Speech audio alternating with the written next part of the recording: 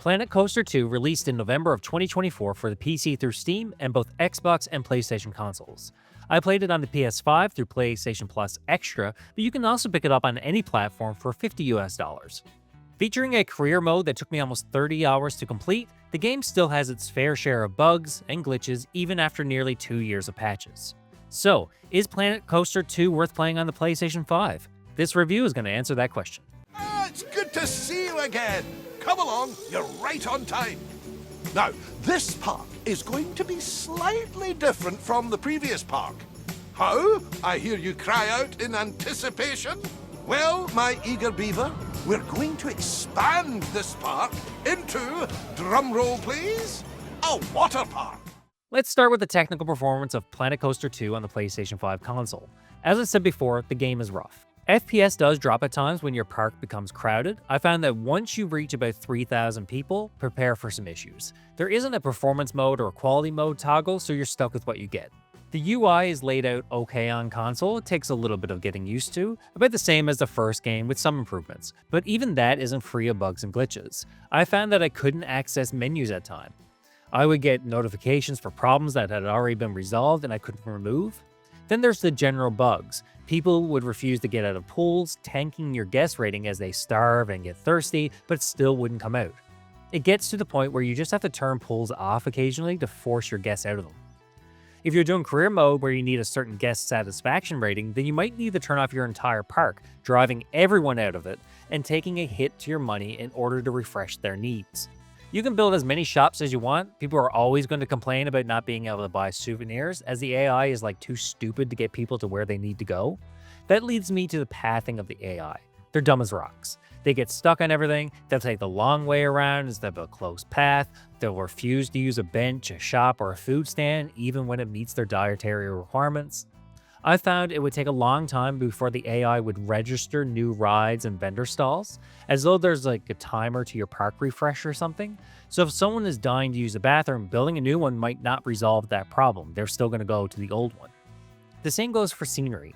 Rides need scenery to improve the rating, making more money and raising its prestige so more people want to ride on it, but it also takes a while for the scenery to register at times, so you might overbuild scenery because the number isn't rising. The worst for pathing problems is your power and water requirements. This is a new feature in Planet Coaster 2. You build a generator for power, but even if you place it next to a path, there are a lot of times when the game says a mechanic just can't reach it, which is an obvious lie. Finally, there's the paths themselves. They can be janky as hell to place as well. Sometimes they refuse to place where you want them to, sometimes you place a ride or a building down and for some reason it just completely breaks a pathway and your guests will be screaming for help, and that's the only way to alert you to the problem, so you could have a broken path for a very long time. Guest queues for rides have a tendency to not connect to a ride if they start at any sort of angle. So at one time I had 3 rides placed down and I couldn't figure out why I was not making any money, and it turns out that these paths were a problem.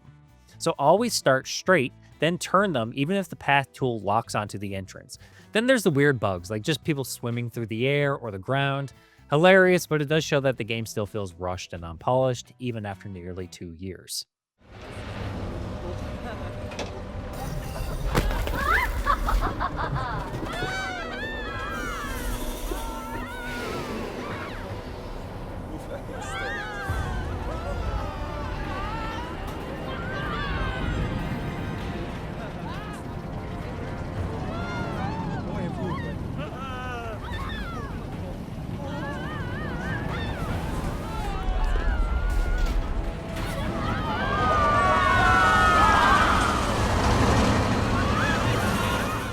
Okay, so what separates Planet Coaster 1 and 2? Pools. That's basically the only difference. Most of the same rides make a reappearance, and if you have access to the same scenery as the first game, there's not much difference. But now you can build pools and have water slides called flumes to entertain your guests. You'll also need a guest services vendor to sell pool passes and sunscreen, making the guest services vendor actually useful in this game. But as I said before, pools don't work great. They don't place correctly a lot of the time, and I had a hell of a time making them look good with proper pathing. Water slides place jankily, often removing parts of a pool or changing the terrain around them to accommodate them. Then sometimes slides are popular with guests, and I found that most of the time they just ignore certain slides. Water slides also just take a ton of room on the side of a pool or over the water, limiting how many you can have and making it a challenge on some of the smaller maps to place enough water slides to meet the requirements. Apart from pools, you have a wider variety of coasters, but to be honest, you'll mostly be sticking to a handful as the price ranges on the blueprints from 15 to 45K. You have a ton of types and options, but if you're creative and you have the patience, you can go ham on making coasters. However, where Planet Coaster 2 fails compared to the first is scenery. The first game had multiple maps dedicated to cool scenery like the Western Park or Sci-Fi Park, and you were only allowed to build with those scenery pieces, so you kept the theme.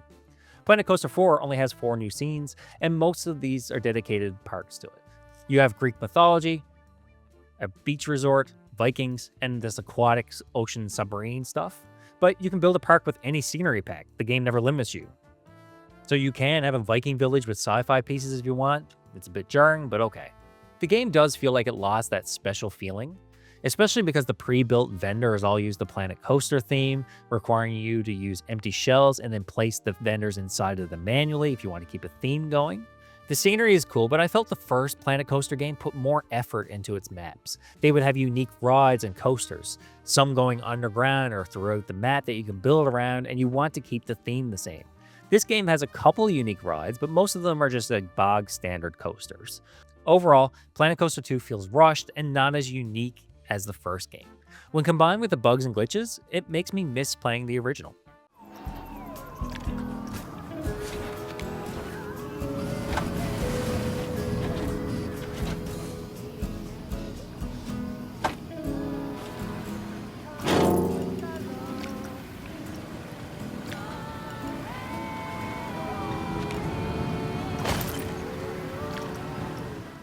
I'm just going to briefly touch on the story of the career mode. You work for Coaster Coast, you build theme parks around the world for that company. There are a few characters you interact with a lot, following their advice and requirements through each map. You need to earn 4 medals on each map, then you move to the next. With that out of the way, let's go into the pros and cons of Planet Coaster 2. For the pros, I did enjoy the career mode. I found that it evened out a lot of the strange or overly difficult challenges of the first game.